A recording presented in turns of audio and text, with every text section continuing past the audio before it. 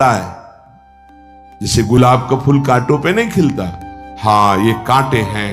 हर द्वंद की पीड़ा को सहता हुआ जब उपासक आगे बढ़ता है तब सुमन खिलता है। उस सुमन को प्रियाजू अपने केश पास पे धारण करती है, उस सुमन को प्रियाजू अपने कर कमल में लेती है। अगर आप सहना नहीं सीखे, मांगे बनी रही हृदय की, ऐसा हो तो भजन हो सकता है, ऐसा हो तो भजन, लिख लो आप। मन बहुत चंचल है, इसको हर समय नवम नवम नवम, जहां जैसी परिस्थिति उसी में भजन करके निकल चलो। गृहस्थ में हो, विरक्त में हो, गांव में हो, शहर में हो, जहां जैसी परिस्थिति बदलने की कोशिश मत करो, स्थिति बदलने की कोशिश करो। जिनको लगता है परिस्थिति बदल जाएगी तो भजन होने लगेगा, नहीं, भजन होने लगेगा तो किसी भी परिस्थिति में भजन होने लगेगा। भजन नहीं तो किसी भी परिस्थिति में नहीं होगा, पक्का समझ लीजिए। इसलिए मनोवेगम, ये जो मन का वेग आ रहा है, इसको आप सहना सीखो और प्रियाजू पर भरोसा रखो। उनको जैसी परिस्थिति देनी होगी दे देंगी ना, भरोसा रखो। अगर मांग मुख से निकाल दी तो अधूरापन साबित हो जाएगा कि हमको ये खाना पीना, ये हमको पहनना, ये ऐसी परिस्थिति, ये ऐसी छोड़ दो। जोई जोई प्यारो करे सोई मोहि भावे। शांत हो जाओ, मन के वेग को सह जाओ। क्रोध वेगम, महाप्रभु कह रहे कुत्सितवाद विकार ही, समस्त विकारों में प्रधान विकार होता है काम। काम से ही क्रोध का प्रादुर्भाव होता है।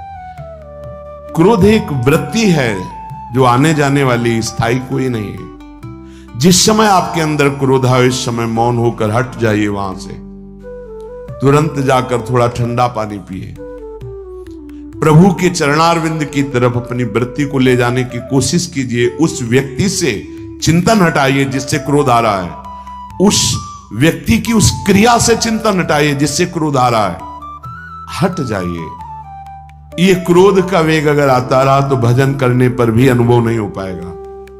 एक बार अच्छे से क्रोध आ जाए, अंदर हृदय जल जाए, तो 1 महीने भजन के प्रभाव को रोक देता है पूज्य बाबा के उसमें। फिर आप अगर 12 बार साल में आ गया तो क्या अनुभव में आ गया। इसीलिए 20-20, 50-50 वर्ष हो रहे हैं, कुछ अनुभव में नहीं आ रहा। बहुत सावधान। क्रोध हमारा नाश करता है, किसी और का नहीं। हमारे भजन का, हमारे हृदय के आनंद का, हमारी वृत्ति का बड़ा हल्का स्वरूप हो जाता है क्रोधी पुरुष का। इसलिए क्रोध को सहना है, उसके वेग को सहना है। वाणी के वेग, मन के वेग और क्रोध के।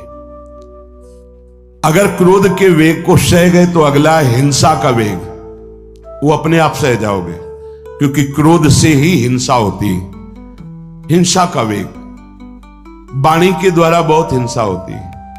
ऐसे कठोर वचन बोल दिए जाते हैं जो हृदय को चुभते रहते हैं। बाहर का डंडा लगा है, पिटाई हुई तो 2-4 दिन में ठीक हो जाएगा, लेकिन हृदय में जब पिटाई की जाती कठोर वचन के द्वारा, तो 10 साल बाद अगर दिखाई दे तो फिर ये वो बोला था, ऐसा बोला था, वो हृदय में घाव बना रहता है। वाणी का हिंसात्मक स्वरूप प्रायः क्रोधी जनों में ही पाया जाता है। अगर क्रोध वेग को सह गए तो वाणी के द्वारा हिंसा नहीं होगी, और मन के द्वारा मलिन हृदय में हिंसा का भाव होता है कि चलो हम वैष्णव में मारेंगे तो नहीं, पीटेंगे तो नहीं आपको, लेकिन भगवान तुम्हारा नाश करेंगे। भगवान बहुत जल्दी, ऐसा भाव मन में, ये भी हिंसा है। शरीर के द्वारा तो ना वाणी के द्वारा, ना मन के द्वारा, ना शरीर के द्वारा। क्यों? उसके हृदय में भगवान बैठे हैं, हमको उनको रिझाना है, हमें निर्दोष होकर भगवत प्राप्ति करनी है। ये हजारों दोषों की पंक्तियां यहां हैं। कोई कह दे हम निर्दोष हैं, हमें लगता है कि यही सबसे बड़ा दोष है। नहीं तो अंदर देखा जाए ना तो क्रम क्रम से धीरे धीरे निर्दोष हुआ जा रहा है, प्रभु की कृपा से। कोई जन्म से निर्दोष नहीं होता, वो तो अवतार होते हैं भगवान के। एक पद में था, शरण जिसको ले ली हृदय से लगा, और विषय पंख से धीरे धीरे, क्रमशः विषय पंख से धीरे धीरे उसको हटाया। हित जो महाराज जी के लिए आए, हमारे हृदय को धीरे धीरे निर्विषय किया जा रहा है।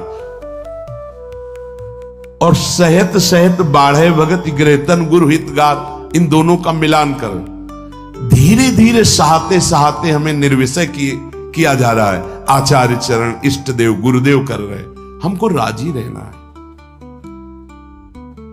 जैसी परिस्थिति है, जैसी भी हमें गुरुदेव रख रहे हैं, इष्ट देव रख रहे हैं, हमें राजी रहना है।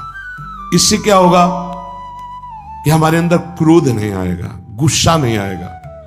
नहीं, ये इतना बेईमान मन है कि इष्ट देव पे भी गुस्सा कर सकता है, ये आचार्य पे भी गुस्सा कर सकता है, ये परम कृपालु गुरुदेव पर भी गुस्सा कर सकता है। क्रोध वेग सह गए तो वाणी और मन और शरीर के द्वारा जो हिंसा का वेग है उससे बच जाएंगे। फिर कह रहे हैं उदर वेगम, उदर वेग भूख। आप लोगों को तो हमें लगता है कि इस वेग को सहना ही नहीं पड़ता। ये जो विरक्त गंगा किनारे घूमने वाले हैं, इनको ज्यादा इस वेग को सहना पड़ता था, क्योंकि प्रायः कभी ऐसे शाम के समय पहुंचना होता, जब आप गंगा किनारे नहीं रुक सकते तो आश्रम। अब वहां पूछ लिया तो पूछ लिया, नहीं पूछ लिया तो राधे श्याम पड़े। अगर कोई मंदिर मिल गया तो हम आश्रम आदि कोई खोजना ही नहीं, गांव में तो जाना ही नहीं, क्योंकि नवीन अवस्था में कभी गांव में भिक्षा भी नहीं मांगी। आकाश वृत्ति का ही आश्रय लिया, जो शास्त्र सम्मत। गांव में कभी पूरे जीवन में किसी गांव में किसी एक रात्रि किसी घर में कभी शयन नहीं। गांव के किनारे मंदिर मिला या कोई आश्रम संत जनों का, तो वहां भूख के वेग को जो सह जाए तो भजन में बहुत रुचि हो जाती, क्योंकि भजन से चित्त हटेगा तो भूख व्याकुल करेगी, और उसकी व्याकुलता से बचना है तो भजन में लगना पड़ेगा।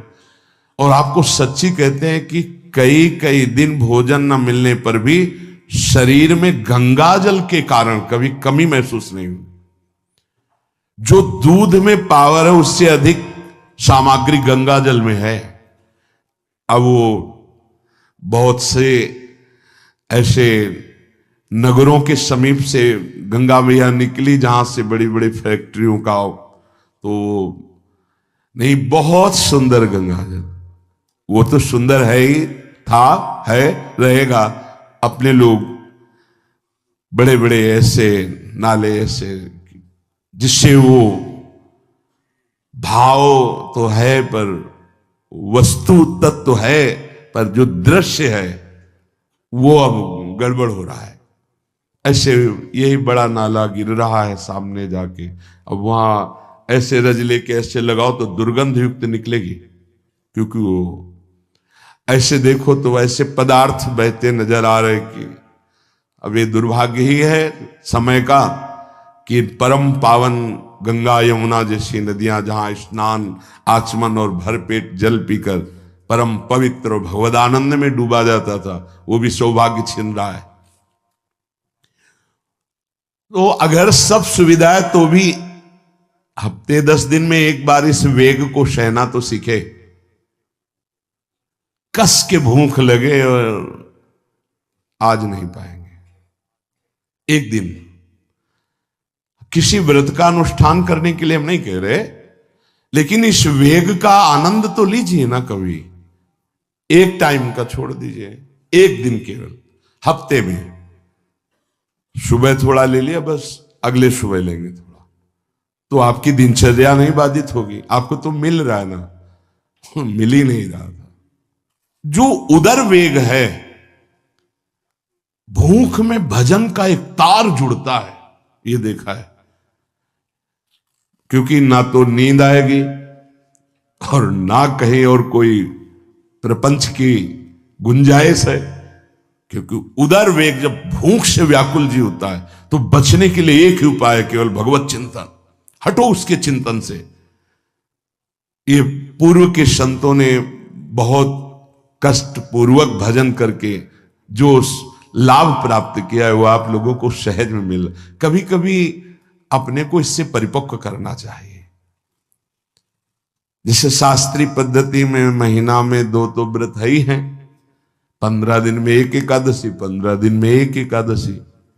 वो इसीलिए रखा गया है सार्वजनिक रूप से कि वो संयम को ना कर पाए तो 15 दिन में एक दिन संयम पूर्वक पवित्र भजन। अपने लोग जानबूझकर हफ्ते में एक टाइम छोड़ दें या एक दिन कभी ऐसे, तो उदर वेग को सहते हुए भजन। उदर वेग देख लो, उदर वेग को सहने के लिए तो अगला जो बात कह रहे हैं वो अपने आप सह जाओगे। जैसे क्रोध वेग को सह गए तो हिंसा वेग पर आप शासन कर लेंगे, ऐसे उदर वेग को सह गए तो उपस्थ वेग को सह जाएंगे। उपस्थ वेग कहते हैं जनेन्द्री के कामोपभोग को। जब पेट में भरपेट भोजन ही नहीं है ना तो और कुछ चिंतन ही नहीं रहा। यौवन अवस्था जवानी ऐसे भगवान ने काटी है कि याद ही नहीं रहा कि संसार का कोई सुख होता है। वह एक लक्ष्य ब्रह्माकार वृत्ति कैसे कैसे तत्वबोध हो, बस कठिन से कठिन जहां वैराग्य की भूमिका वहां कूद जाना, उसी में स्थिति में आने की कोशिश करना, देह राग का त्याग करना, ये युद्ध चल रहा था। बड़ी कृपा है। उपस्थ वेग, इसका जनेन्द्री का वेग आता है। जो स्कूल में आदतें जिनकी गंदी हो गई बच्चों की, फिर आगे वो संयम में, उनको बहुत बाधा है। कई ऐसी क्रियाओं से वो जानकारियां रख लेते हैं कि जो अपना सर्वनाश करने के लिए पर्याप्त है। उपस्थ का जब वेग आए तो सहने की सामर्थ्य उसी की आएगी जो उदर वेग को सह जाता है। पक्का। किसी उपासक को देखा बहुत शरीर कृश हो रहा है तो पूछा क्यों, भोजन क्यों नहीं करते, आप ऐसे कैसे हो रहे हैं, पहले तो आप ऐसे नहीं थे, आप तो पहले बहुत स्वस्थ थे, फिर क्यों, का ऐसे नहीं, बताइए क्या, ज्यादा आवश्यकता नहीं है, जीने के लिए बस प्राण पोषण के लिए डाल लेते हैं, क्योंकि जो शांति चाहिए वो तो इतने से ही मिलेगी ना। बहुत सुंदर, बहुत प्रसन्नता है। ठीक है, ठीक चल रहे हो आप, पर इतना पाते रहो कि सीढ़ियां चढ़ उतर ले, इतना पाते रहो कि आपका शरीर काम करे। वो कहा हृदय में बहुत प्रसन्नता है, बहुत सुंदर। संयम में अपने आप को ले आना ये महात्मा का लक्षण होता है, चाहे स्त्री शरीर हो चाहे पुरुष शरीर हो। धन्याति धन्य। आप अपने आप को कस दीजिए, यही तो राग त्यागना ही। जो जवानी में अपने आप को जला दिया वो बुढ़ापे में चमकता है, ध्यान रखना। जो जवानी में उद्दंडता में समय व्यतीत किया वो बुढ़ापे में गंधाता है, ये भी ध्यान रखना। गंधाता वो अंदर जो दुर्गंध के पौधे थे ना, वो सब दुर्गंध फैलाते हैं। पूज्य श्री पंडित गया प्रसाद जी महाराज जी ने कहा, गृहस्थी में होते हुए भी 40 और 45 के बीच में काम विजयी हो जाना चाहिए, नहीं तो जीवन बिल्कुल बर्बाद हो जाएगा। जो कुछ गृहस्थ धर्म की सेवा है 40-45 के बीच तक हो जाए, मतलब 20 से 25 से ब्याह हुआ आपका, 40-45 तक लड़का बच्चा, इसके बाद अखंड ब्रह्मचर्य धारण कर लो। 40-45 से संयम में हो जाओ तो तुम्हारा जीवन सार्थक हो जाएगा। पूज्य पंडित गया प्रसाद जी महाराज। बहुत जरूरी है उपस्थ जनेन्द्री के वेग को सहना, पर हर वेग अपने आप में बहुत कठिन है, पर एक दूसरे से इसका तारतम्य है। यदि उदर वेग रसेंद्री को आप शासन में ले लिए तो जनेन्द्री को आप शासन में ले लेंगे, और अगर रसेंद्री को शासन में ले लिया तो जनेन्द्री को शासन में ले सके असंभव, पक्का। और जनेन्द्री रसेंद्री के सब खिलवाड़ चल रहे तो परमार्थ और भगवत प्रेम प्राप्ति तो सब अभ्यास जिनका भगवदाकार हो गया है वो विषयान ग्रहणम तो मुंचंत हुआ। जब इंद्रियों पर शासन बाबा ने अपने किया तो 24 घंटे में एक कवल पाते थे। एक कवल, आश्चर्य होता है।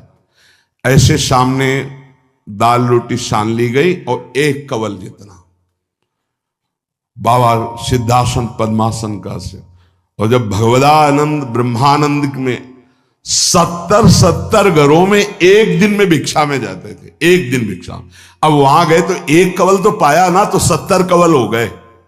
विषयान ग्रहणंत मुंचंत हुआ, कोई फर्क नहीं। पर हम क्या होता है कि स्थिति होती नहीं तो सिद्धों की नकल करने लगते नहीं। पहले हम साधक हैं, पहले हमारी इन वेगों पर विजय प्राप्त करने की वृत्ति आनी चाहिए। वाणी का वेग, मन का वेग, क्रोध का वेग, हिंसा का वेग, उदर का वेग और जनेन्द्री का वेग, एतान वेगान सहते यस्तु विद्वान। वही शास्त्रों के रहस्य को जानने वाला परमार्थी है जो इतने वेगों को सह जाए। निंदा चास्य हृदयम नोपहन्यात। इसके बाद जब उसकी निंदा हो तो उस पर कोई फर्क नहीं पड़ना चाहिए। इसके बाद जो इन सब वेगों को सह गया है, अब उसकी निंदा हो रही, कोई निंदा कर रहा है तो उसको आनंद पूर्वक सह जाए। ऐसा क्यों कहा? इसके बाद अगर दोष है, निंदा हो रही, तब तो संभालना ही, ये गलती हो गई आपसे। जब आप दोष रहित है फिर निंदा हो रही तो आनंद पूर्वक आपको उसका विरोध नहीं करना, सहना है। क्योंकि ये सहना बिल्कुल भगवत साक्षात्कार के नजदीक ले जाएगा। देखो, अपमान, निंदा, तिरस्कार, असलियत में हम कैसे साधक हैं इन्हीं के द्वारा परिचय होता है। पूज्य स्वामी श्री अनंग बोधाश्रम स्वामी जी महाराज बड़े महापुरुष थे, जिनको स्वयं करपात्री जी महाराज मूर्तिमान ब्रह्म कह के साष्टांग दंडवत करते, दिगंबर रहते थे, नंग धड़ंग, केवल गंगा के ही तट पे। वो महीने 2 महीने में और कहीं नहीं जाते थे। एक बड़े वकील साहब थे, वो भिक्षुकों को रोटी दाल से रोज बंटवाते थे, उनकी पंक्ति में लगने जाते थे। महीने 2 महीने में एक बार पंक्ति में लगते थे जाके। नंग धड़ंग, अवधूत वेश, जटाएं, और जरूर ऐसी चेष्टा करते थे जिससे उनको धक्का मुक्की लगा दी जाए। तो एक दिन गए, लाइन में खड़े हुए, फिर 2 लोगों को क्रॉस करके आगे लाइन में, फिर आगे लाइन, तो जो नौकर डंडा लिए खड़े थे उनका तुम्हें बार बार मना किया, 1-2 डंडे लगे, फिर आगे जाके खड़े तो धक्का मारा, पीछे किया। और ऐसा ये महीने 2 महीने में वहां सहने जाते थे। अचानक उस दिन वकील निकले, उन्होंने देखा, अरे स्वामी अनंग बोधास, पता है तुम्हें कौन? साष्टांग दंड। उस दिन से जाना बंद कर दिया।